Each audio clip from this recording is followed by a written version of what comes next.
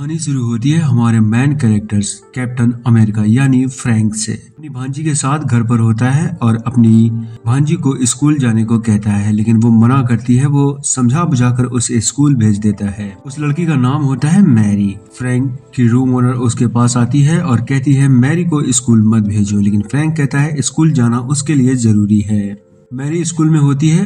उसकी टीचर उससे सवाल जवाब करती है। कैरी ब्रेव गर्ल की तरह सारे सवालों का जवाब बड़ी ही आसानी से दे देती है। टीचर हैरान रह जाती है। तभी प्रिंसिपल उसकी क्लास में आ जाती है। मैरी कहती है मुझे वापस जाना है फ्रैंक के पास। फ्रैंक वहाँ आ जाता है और उसे लेके जाने लगता है। तभी मैरी की टीचर फ्रैंक से कहती है आपकी बेटी स्पेशल है, उसने ऐसे ऐसे सवालों का जवाब दिया है जो देना इम्पॉसिबल है अपने छोटे बच्चों का। कहता है ये हमारे खानदान में नॉर्मल है और मैरी को लेके वहाँ से चला जाता है। बीच के पास पहुँचते हैं और खुली हवा के मजे लेते हैं। फ्रैंक कहता है तुम्हारी मॉम चाहती थी कि तुम दोस्त बनाओ, लेकिन तुमने प्रिंसिपल को डांट दिया। मैरी सॉरी कहती है। नेक्स्ट डे स्कूल का मैरी को एक टेस्ट पेपर दिया जाता है मैथ का।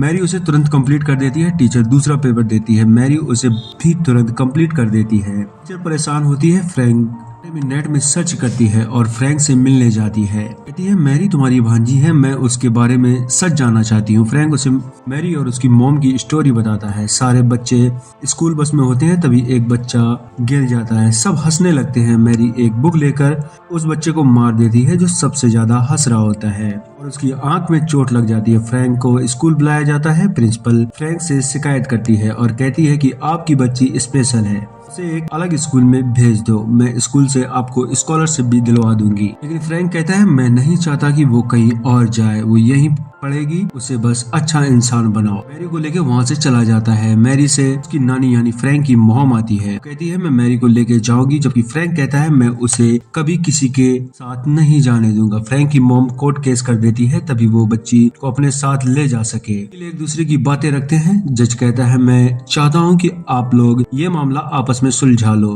कि मॉम मैरी से मिलने की बात रखती है। जज उसे परमिशन दे देता है। इसके बाद मैरी, टीचर और फ्रैंक एक रेस्टोरेंट में होते हैं। फ्रैंक कहता है मैरी की स्पेशल पावर के बारे में तुमने मेरी मॉम को बताया है। वो कहती है नहीं मैंने नहीं बताया और दोनों ड्रिंक करते हैं और लिपटा लिपटी करने लग जाते हैं। बाद मैरी उनके रूम में आ जाती है। टीचर को मैरी देख लेती है। टीचर डर जाती है लेकिन मैरी सिर्फ हंसती है। मैरी को डांटता है तुम्हें रूल तोड़े हैं, तुम्हें वहाँ नहीं आना चाहिए था। मैरी गुस्सा होकर वहाँ से चली जाती है। इसके बाद फ्रैंक को एक नोटिस मिलता है जिसमें लिखा होता है मैरी को अपनी नानी के घर जाना होगा और मैरी की नानी उसको लेके अपने घर चली जाती है, जहाँ वो मैरी की मॉम की फोटो और एक एल्बम दिखाती है। कहती है कि कल का दिन तुम्हारे लिए बहुत इंपॉर्टेंट है। सुबह होती है और वो उसे लेके एक स्कूल में जाती है, जहाँ वो उसे एक मैथ के टीचर्स के बारे में बताती है और कहती है एक ऐसा सवाल जिसे आज तक कोई हल नहीं कर पाया और वो सवाल इन्होंने हल कर दिया।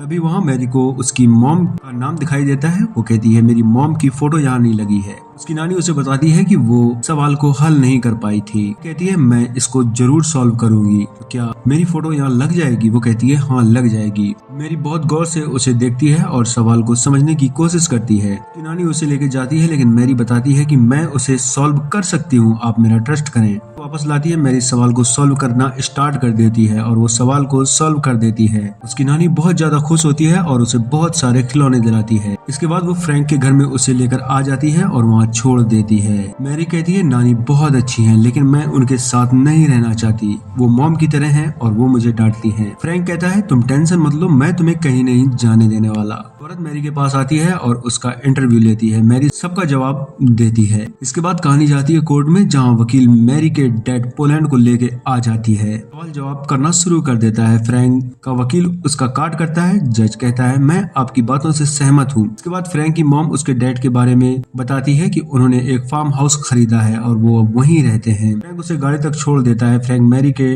डैड के बारे में बताता है। मैरी रोना शुरू कर देती है। दोनों मिलके उसे समझाते हैं। उसे लेके हॉस्पिटल जाते हैं, जहाँ फ्रैंक के रूम ओनर एक बच्चा हुआ होता है। वो बहुत ज्यादा खुश होती है। इसके बाद अगली डेट वो सब कोर्ट में जाते हैं। फ्रैंक का वकील उसकी मॉम से सवाल जवाब करता है जिसमें वो फंसती हुई नजर आती है। अब बारी होती है फ्रैंक की मॉम के वकील की। सवाल जवाब शुरू करता है फ्रैंक से। फ्रैंक बड़ी ही ऑनेस्टली जवाब देता है। का वकील फ्रैंक से कहता है हमें मैरी को वहाँ भेजना होगा, लेकिन जब तक वो 18 की नहीं हो जाती। उसे मना करता है और कहता है तुम मेरे वकील हो, तुम्हें क्या लगता है हम हारने वाले हैं? वकील कहता है हाँ शायद हम हारने वाले हैं। इसके बाद फ्रैंक एक स्कूल के टीचर से मिलता है जहाँ वो मैरी को रखने की बात करते हैं। फ्रैंक की मॉम कहती है तुम टेंशन मत लो, वो पहले से बेहतर लाइफ जिएगी। मैरी रोती है और मना करती है मैं नहीं जाऊंगी। फ्रैंक कहता है ये कोर्ट का फैसला है। मैरी रोती है। फ्रैंक वहाँ से चला जाता है और रोता हुआ जाता है। रूम ओनर भी मैरी के जाने से बहुत उदास होती है। फ्रैंक बोट रिपेयरिंग करता है, तभी वहाँ मैरी की टीचर बोनी आ जाती है। वो बहुत दुखी था।